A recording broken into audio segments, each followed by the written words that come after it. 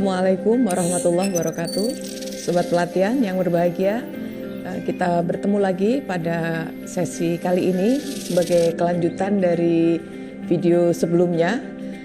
Pada video sebelumnya kita sudah membahas mengenai konsep, prinsip, dan karakteristik kurikulum Merdeka. Baik Sobat pelatihan, selanjutnya mari kita lihat ke sini.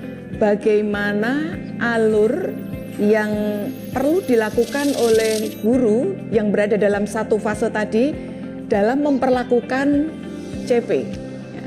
Dalam hal ini kita lihat skema ini adalah skema yang harus diikuti oleh guru saat akan melakukan perancangan pembelajaran.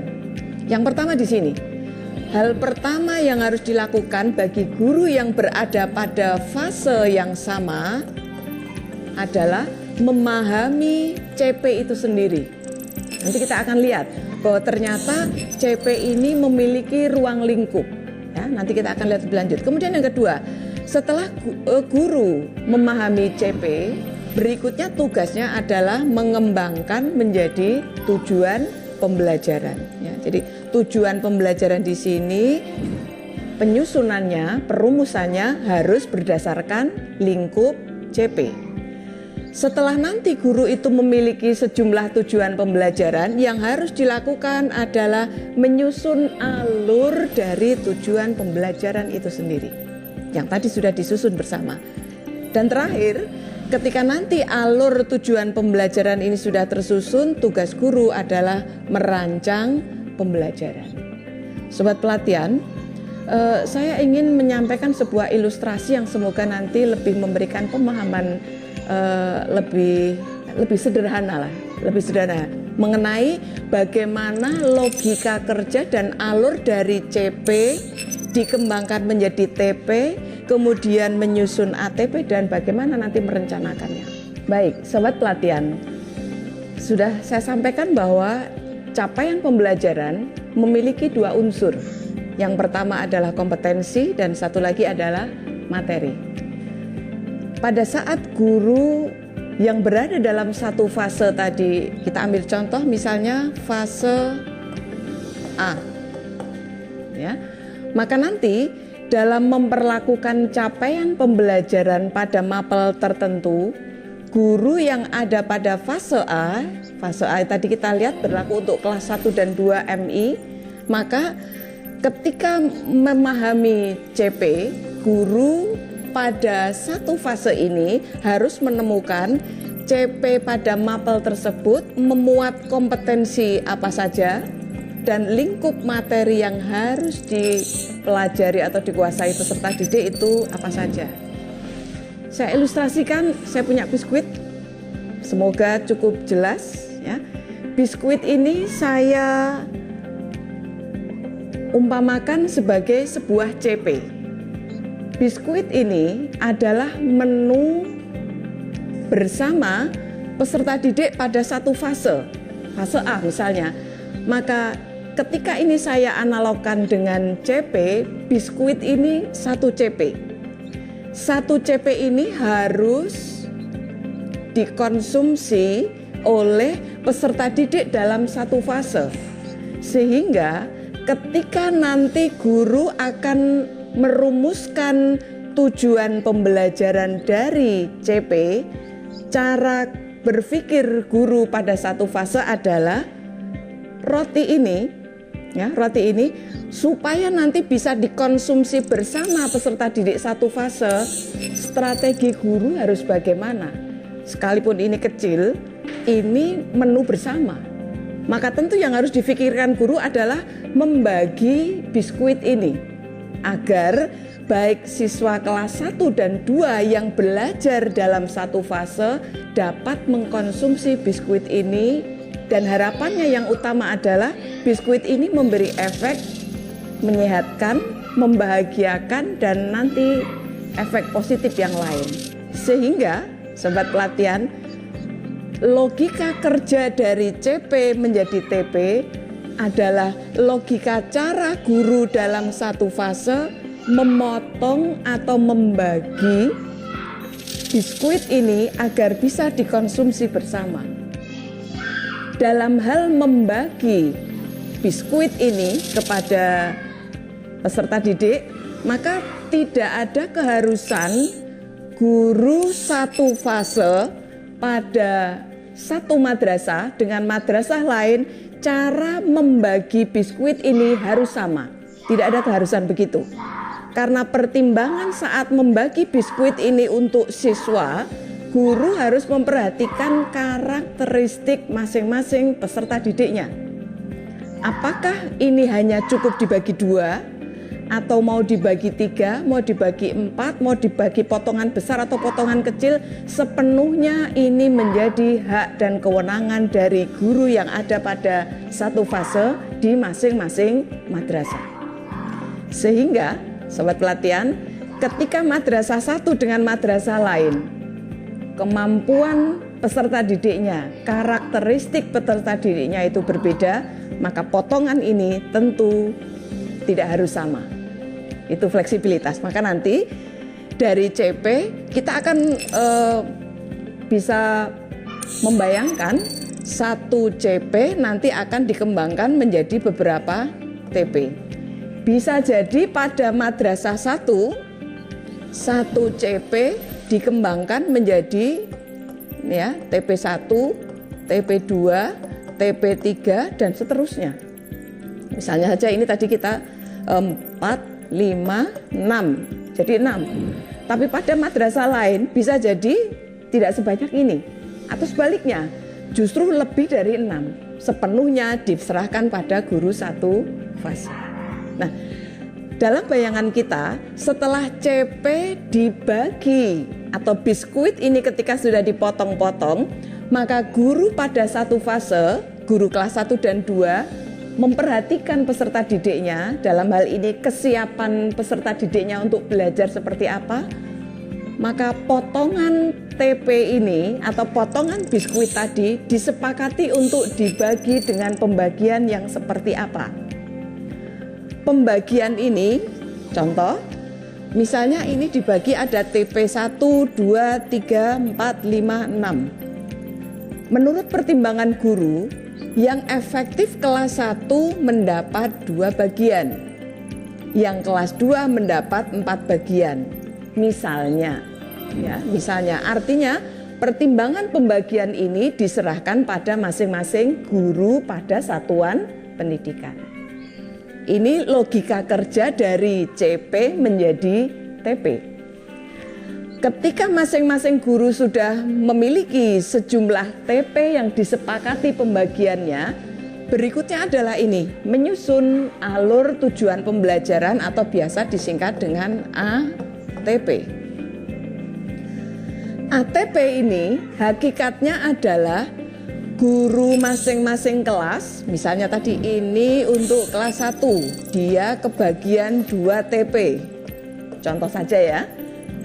Ya, 2 TP, sedangkan kelas 2 dia kebagian 4 TP, misal. Maka nanti guru kelas 1 dan 2 tadi perlu menyusun ATP.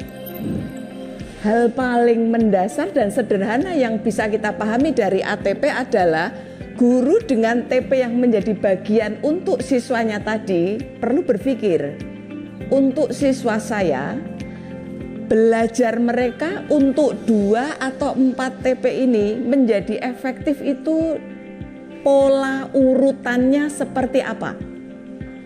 Kalau ini ada 4, maka guru kelas 2 perlu berpikir, nanti untuk pembelajarannya TP yang akan disampaikan pertama yang mana? TP yang akan disampaikan pada urutan kedua yang mana? TP yang akan disampaikan urutan ketiga yang mana? Dan terakhir TP keempat. Urutan ini antara madrasah satu dengan madrasah lain tidak ada keharusan untuk sama. Inilah salah satu ciri dari fleksibilitas dan kemerdekaan pada kurikulum merdeka. Memperhatikan karakteristik satuan pendidikan, memperhatikan kekhasan dan kemampuan peserta didik, maka alur tujuan pembelajaran atau ATP ini bisa jadi berbeda.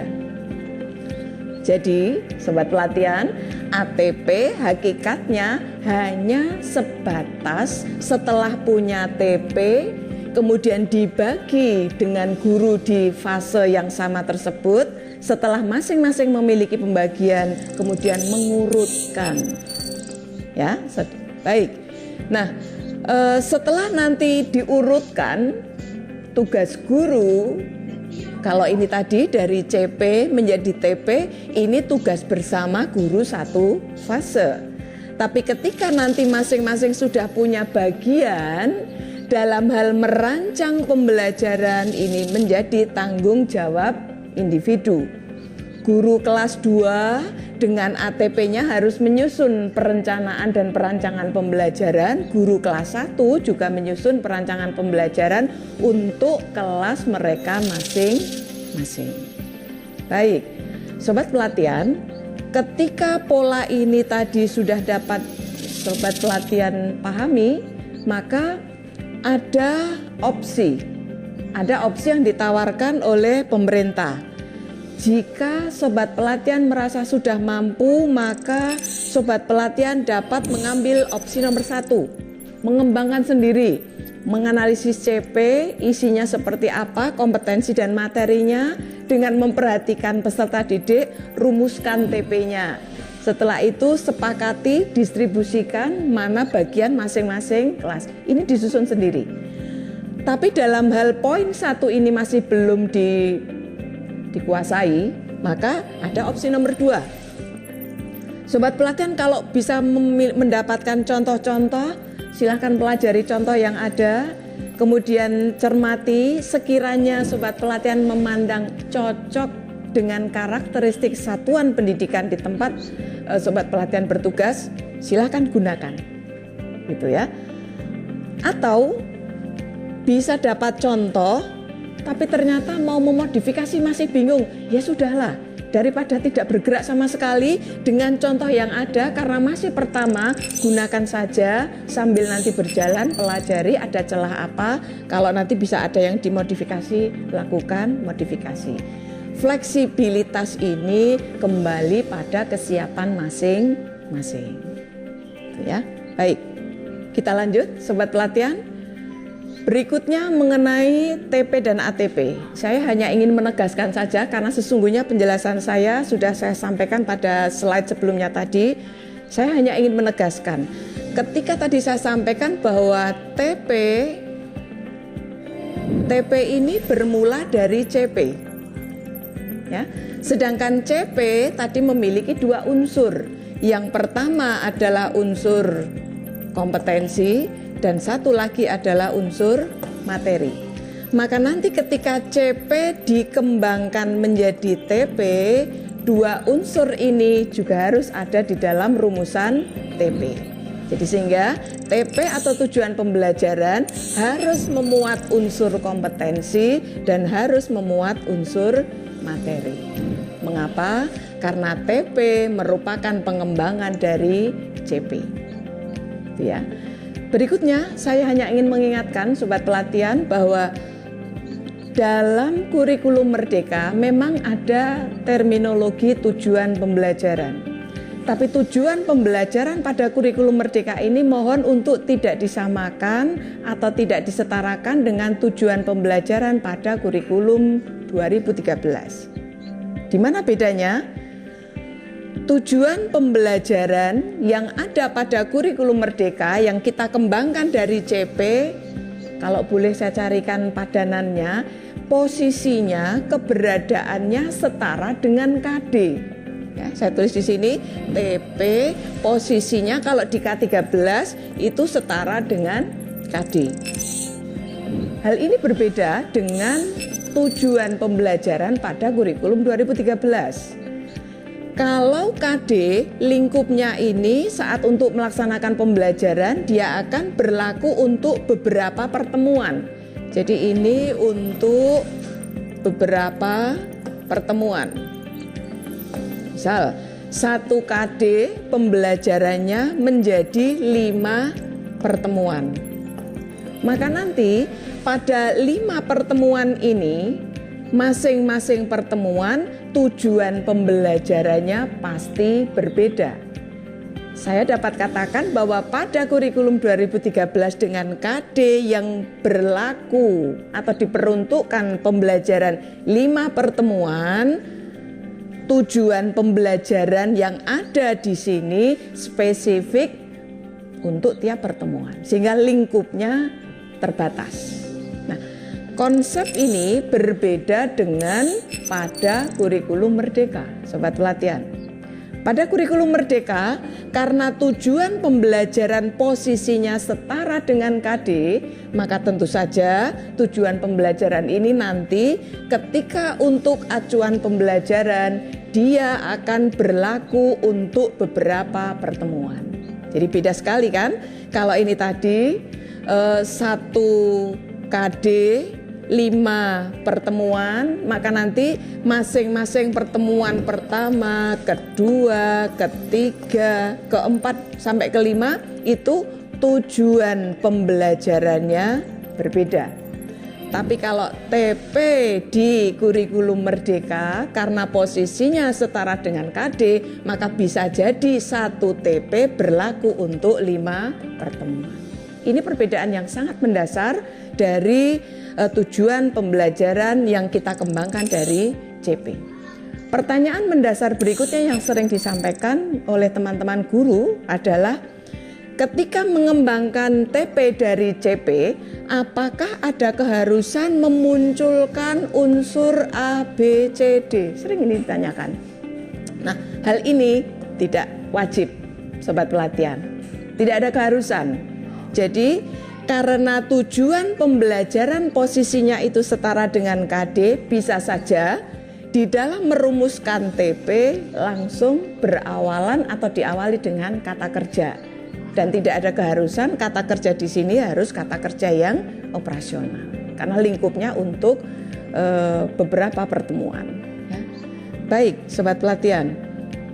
Setelah logika ini tadi dan konsep ini tadi bisa dipahami, berikutnya adalah tinggal mengurutkan tadi ya, dan atau menyusun ATP-nya. Saya yakin Sobat Pelatihan sekarang sudah memiliki pemahaman yang lebih spesifik, lebih tepat, lebih akurat terhadap bagaimana dari CP ketika akan dikembangkan menjadi TP dan seperti apa pola kerja atau logika kerja dari penyusunan ATP-nya. Nah, sedikit tambahan saja, tapi saya tidak akan berlama-lama di sini, Sobat Pelatihan, hanya mengingatkan pada saat nanti Sobat Pelatihan mengembangkan CP menjadi sejumlah TP, sangat diharapkan Sobat Pelatihan tidak hanya terkungkung dengan satu taksonomi saja.